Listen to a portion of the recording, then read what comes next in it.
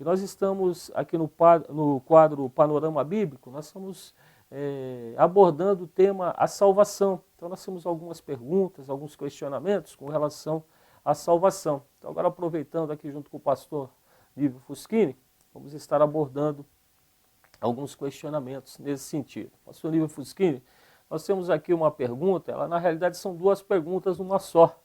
Então ela nos fala aqui qual será o fim dos salvos e qual será o fim dos perdidos. Talvez até nós tivéssemos que fazer uma modificação aqui nessa pergunta. Quando se fala fim, é algo que está finalizado, né? Então algo que acabou. Qual será, como acabarão os salvos? Não seria essa a pergunta. Nós poderíamos aqui dizer qual será o destino dos salvos e qual será o destino dos perdidos. Duas perguntas em uma e duas respostas também em uma. Verdade. Qual será o fim, o destino final dos salvos? Entendendo aqui, após a morte, depois que morremos, para onde vamos?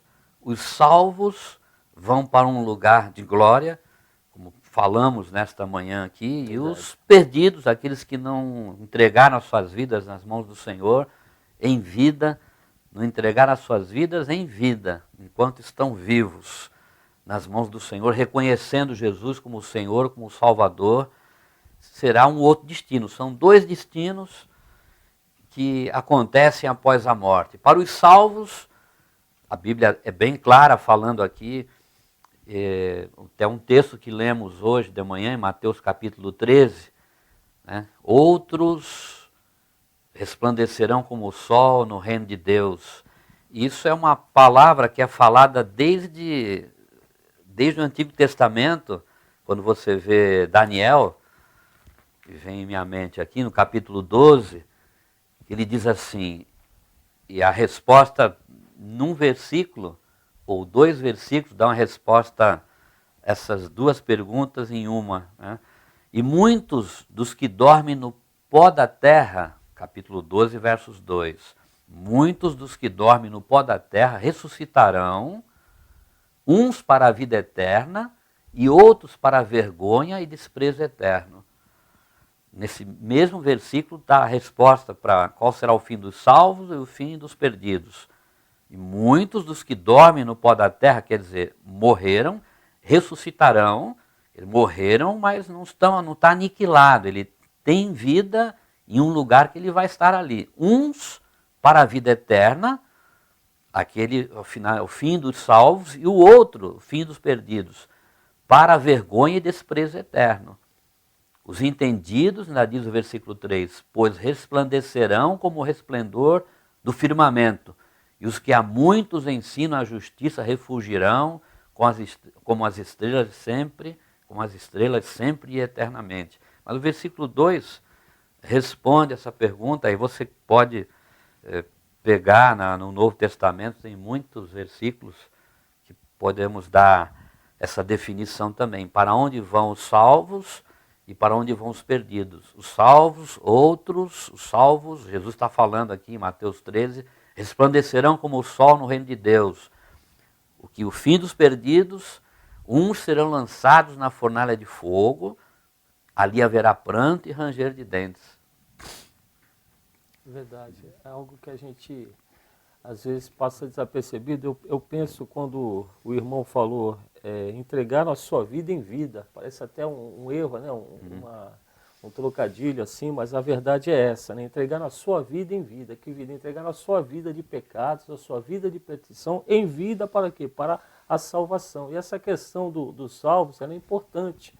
Nós sabemos qual o destino dos salvos. Pessoas pensam que é só salvo aqui na face da terra. Não, a salvação é justamente ao contrário. Aqui na face da terra nós vamos passar por tribulações, mas a nossa salvação ela está prevista. Nós temos o texto de Apocalipse, capítulo 21, versículo 1 a 4, que ele é bem elucidativo na visão de João, quando ele ali foi para escrever o Apocalipse, a revelação das coisas que estão por vir, que ele fala assim, Apocalipse 21, versículo 1 a 4.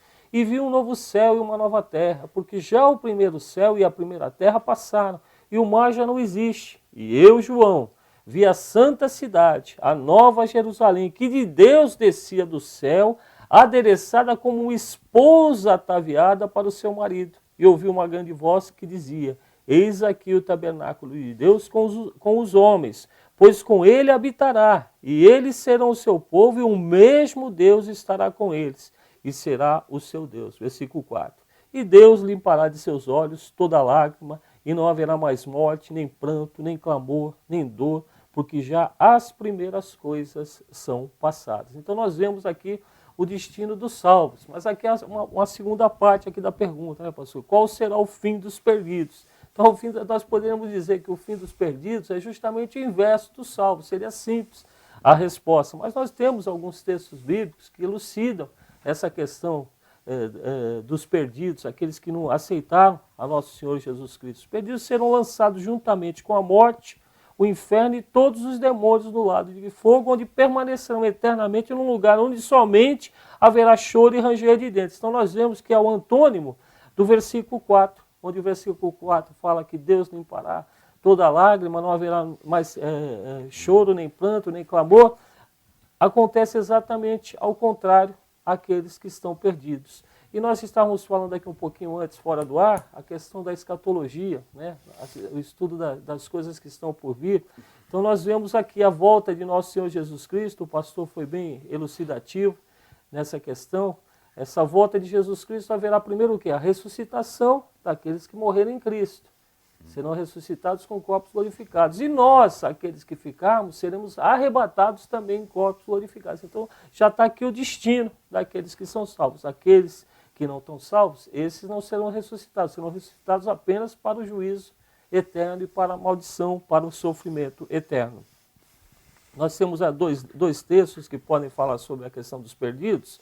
Mateus capítulo 25, versículo 30, fala assim: lançai, pois, o servo inútil nas trevas exteriores, ali haverá pranto e ranger de dentes. E nós temos também Apocalipse 20, versículo 14 e 15, que fala: e a morte e o inferno foram lançados no lago de fogo. Essa é a segunda morte. Aí olha aqui o destino dos perdidos, versículo 15.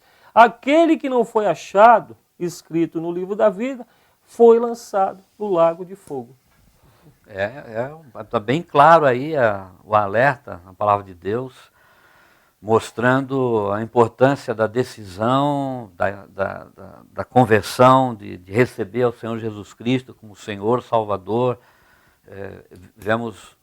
O irmão tem lido aí o capítulo 21 de Apocalipse, os 4 primeiros versículos, e na continuidade, no contexto, a resposta para cada uma dessas perguntas aqui. Qual será o fim dos salvos?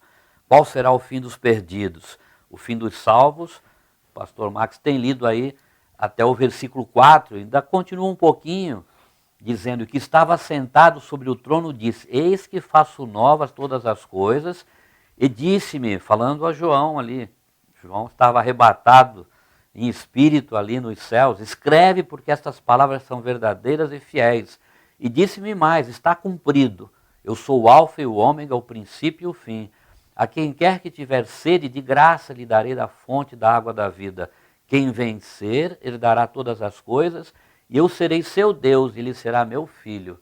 Não há nada melhor, maior, mais importante do que isso. Ele é o nosso Deus, e vamos estar na presença dele por toda a eternidade. O fim dos salvos, aqueles que em vida receberam ao Senhor Jesus Cristo como Senhor e Salvador.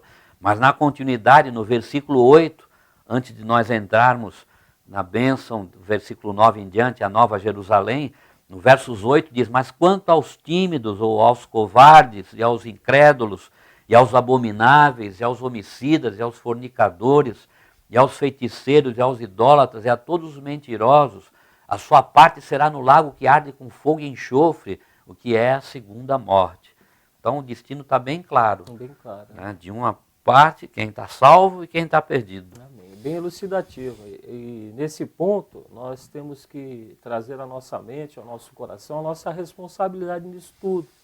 Porque cabe a cada um de nós. Nós fazemos parte da grande comissão. Quando Jesus fala: ide, fazer discípulos de todas as nações, pregando o evangelho a toda criatura. Então nós temos essa responsabilidade. Nós temos a responsabilidade de levar a palavra da salvação, logicamente que é o Espírito Santo que convence aqueles que aceitam a palavra do Senhor, para fazer parte dos salvos. Aqueles que recebem a palavra não faz efeito, não deixam que o Espírito Santo assim convença, faz parte dos perdidos. Então a pregação do pastor nesta manhã, como na manhã de ontem, ela é sempre exortativa nesse sentido, de buscar a salvação. Então é importante, mas muito bem explicado, muito bem elucidado, a questão aqui dos destinos. Eu espero que os irmãos que estão sintonizados façam parte da primeira resposta, que seja o destino dos salvos. Amém? Ainda o que eu gostaria de completar? Aqueles que vão para os céus, selado eternamente um destino. Amém, né? Ele não sai nunca mais de lá. No céu não entra pecado. Exato. Às vezes o pessoal pode perguntar, mas no céu não tem possibilidade de... É como houve os anjos que se rebelaram, que Satanás ele fez uma rebelião e trouxe ali um terço dos anjos com ele, que são os anjos caídos, os demônios. Não tem mais essa possibilidade ali. Também do outro lado, os perdidos, não tem mais possibilidade de reverter. Então a urgência da mensagem que pregamos esta manhã, a mensagem da cruz, a grande urgência era a mensagem central do apóstolo Paulo, era essa, ele pregava a cruz e deixa o Espírito Santo operar, o departamento de convencimento é do Espírito Santo.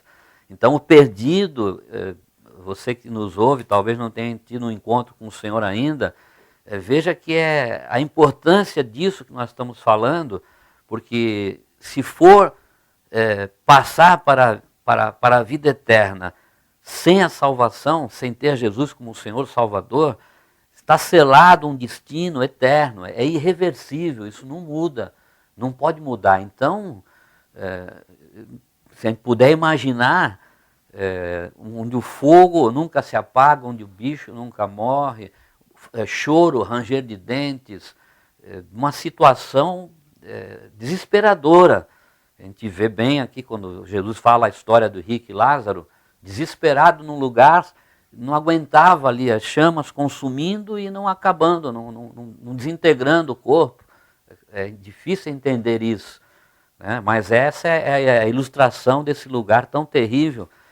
Por isso Jesus veio, sofreu o que sofreu para nos livrar dessa condenação eterna, fez o que fez por amor, né? Nós merecíamos a condenação, na verdade é isso, da desobediência do homem, nós merecíamos a condenação eterna, mas Deus, no seu muito amor que nos amou, fez esse plano maravilhoso, né? Então, cuidado, você que está nos ouvindo, está vivo, né? É em vida, então tome essa decisão agora, não é nem amanhã, é hoje. Glória a Deus. E nós vivemos dias em que o Evangelho está deturpado, né? As pessoas acabam levando uma mensagem de conforto material. Na realidade, a nossa salvação é no plano espiritual. Então fica bem claro aqui, se nós precisássemos fazer essa resposta assim de pronto, qual será o fim dos salvos? O conforto, a tranquilidade eterna. Qual será o fim dos perdidos? O sofrimento eterno. Infelizmente, nós sabemos que uma grande parte estará nessa segunda condição, mas nós temos a obrigação, nós temos essa missão do Senhor, todos nós somos missionários. Eu falei sobre isso no domingo, a questão de missões. As pessoas às vezes acham que missionário é só aquele que vai para o exterior, aquele que vai para outro país.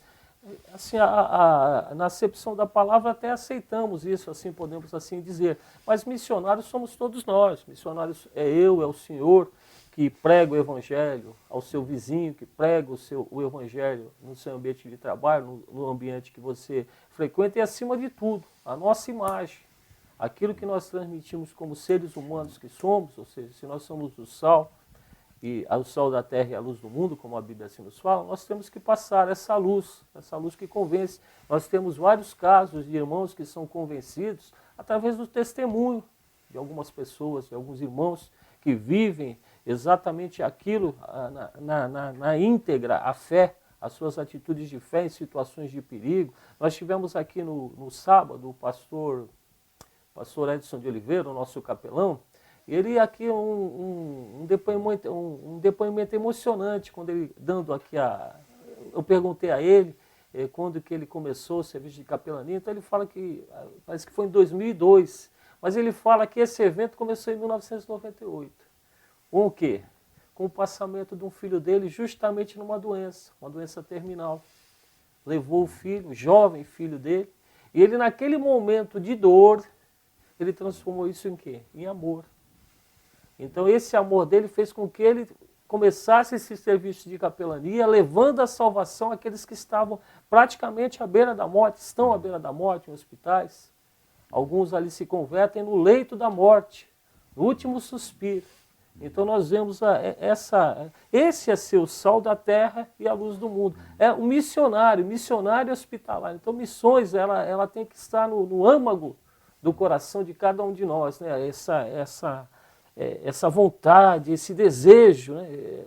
Nós falamos assim que quando a pessoa gosta de alguma coisa, você vê o brilho nos olhos da pessoa, né? Quando a pessoa fala de alguma coisa que ela gosta, nós temos que ter esse brilho nos olhos, que nós gostamos, que nós amamos a cruz de Cristo. Essa é a base da salvação para cada um de nós. É verdade. E Jesus Cristo foi o missionário maior. Ele Verdade, veio verdade. com essa Que finalidade missionário, não? de salvar o mundo. Que missionário. Não foi de avião, foi no lombo do burrinho.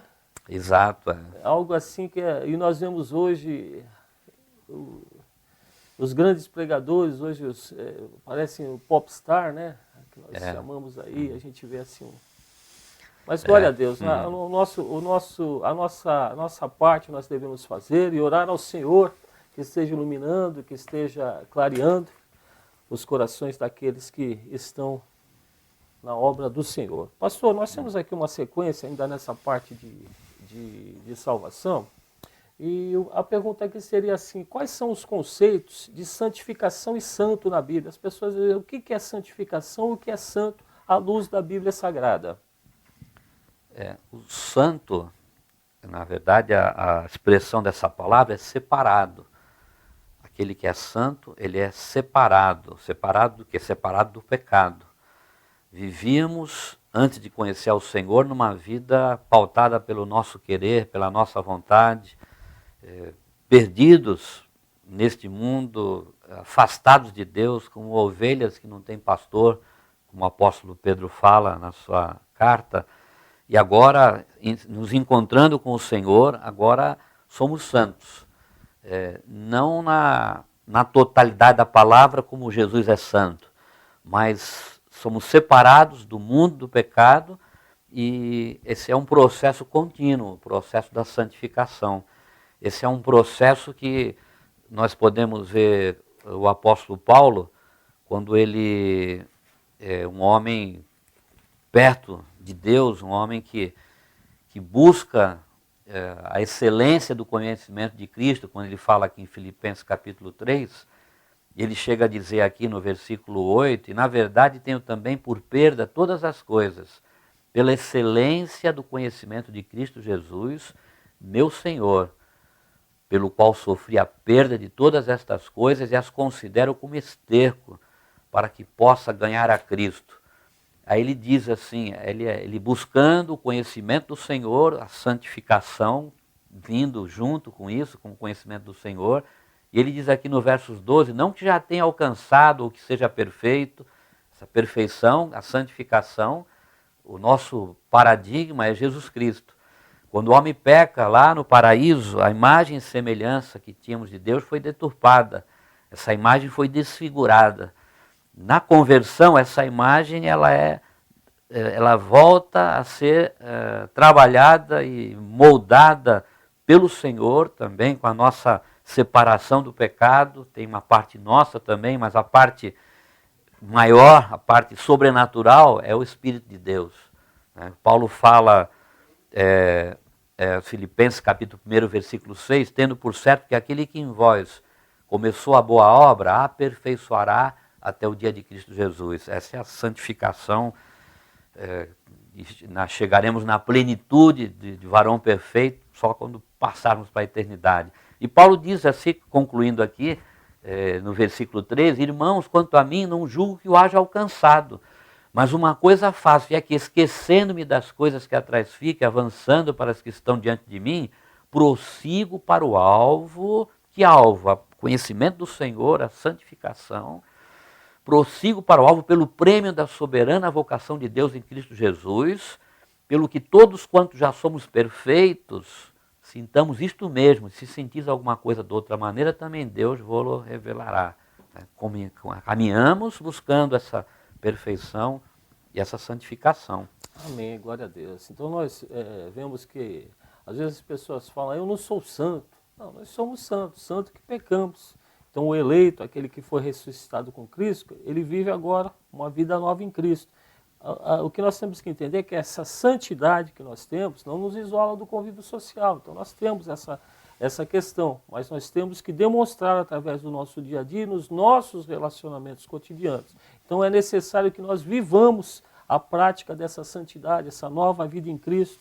O apóstolo Paulo, mesmo Paulo que o senhor citou, Romanos 6, versículo 4, fala assim, de sorte que fomos sepultados com ele pelo batismo na morte, para que como Cristo foi ressuscitado dentre os mortos pela glória do Pai, assim andemos nós também em novidade de vida. E é importante nós entendermos que não basta apenas nós nos despojarmos do velho homem, como o Paulo fala aqui. É essencial que nós nos vistamos do novo homem. O próprio Paulo, escrevendo aos Efésios, capítulo 4, versículo 22 até o 24, ele fala assim, que quanto ao trato passado, vos despojeis do velho homem, que corrompe pelas concupiscências do engano. E no versículo 23 ele fala, e vos renoveis no espírito da vossa mente, e nos revistais do novo homem, que segundo Deus é criado em verdadeira justiça e santidade. Então santificação é o quê? É viver de acordo com essa nova vida que nós recebemos. Essa é a base. Então nós devemos cultivar a santidade, que é o quê? Um processo de nós irmos crescendo paulativamente em sabedoria, graça diante do Senhor, Deus e dos homens, chegando o quê? A maturidade de Cristo, capaz de nós tomarmos decisões prudentes, sábias, iluminadas e resistir ao adversário e não cometer o pecado. Esse é o processo de santificação. Perfeitamente. E se pecarmos, temos um advogado dentro do Pai. Glória, amém. Jesus Cristo, ele pode, não perde uma causa, ele vai nos ajudar, porque erramos, mesmo querendo acertar, às vezes a gente erra, às vezes não tomamos decisões sem ter conhecimento de todas as coisas, decidimos errado, estamos sujeitos a tudo isso, mas o importante é ser humilde, se arrepender, amém, confessar o pecado, deixar para alcançar misericórdia. E caminhamos. Essa é a maior proposição da Bíblia para o salvo. Quando você é salvo, recebe ao Senhor Jesus Cristo, você entra nesse caminho, na peregrinação na terra, você entra com essa possibilidade maravilhosa de estar cada dia mais perto do Senhor. Isso não é automático, não. Tem a parte que nós devemos fazer, de ter a nossa vida com Deus, o nosso devocional, a nossa leitura de Bíblia, a nossa oração, viver a palavra do Senhor. Tem todo um processo aí de você que vai determinar o seu grau de santidade. Queira mais do Senhor, tenha a sede que o salmista tinha quando escreve o Salmo 42. Minha alma tem sede, como a corça anseia pela água viva, a minha alma tem sede do Deus vivo, né? Por isso que podemos entender por que o rei Davi era chamado homem segundo o coração de Deus. Ele tinha esse anseio, essa sede de Deus. E Deus plante em nossos corações e renove a cada dia essa sede. Você que nos ouve, né, tem essa sede, busca o Senhor, não como um sentido de religiosidade, de estar ali conhecendo teologicamente, teoricamente, não. Mas conhecendo ao Senhor e vivendo a palavra do Senhor. Não há nada melhor, nada mais gratificante do que isso.